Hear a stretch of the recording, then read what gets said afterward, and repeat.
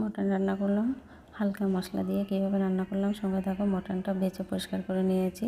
মশলাগুলো সব আমি তৈরি করে নিয়েছি। পেঁয়াজ, রসুন, টমেটো মশলা, বাটা মশলা তৈরি করে নিয়েছি। এবার কড়া বসিয়ে দিয়ে শুকনো লঙ্কা, তেজপাতা ফোড়ন দিয়েছি। দিয়ে এবার পেঁয়াজটা দিয়ে দেবো, রসুনটা দিয়ে দেবো, দিয়ে আলুগুলো দিয়ে দেবো, অল্প একটু লবণ দেবো পেঁয়াজটা নরম হওয়ার জন্য। এবার টমেটো কুচিটা দিয়ে দেবো। টমেটো কুচি দিয়ে এবার বাটা মশলাটা দিয়ে দেবো। বাটা মশলা ছিল জিরে, আদা, ধনে আর কাঁচা লঙ্কা। লবণ আর হলুদ দিয়ে দিয়েছি। দিয়ে মশলাটা কষিয়ে নেওয়ার জন্য অল্প একটু জল দিয়েছি।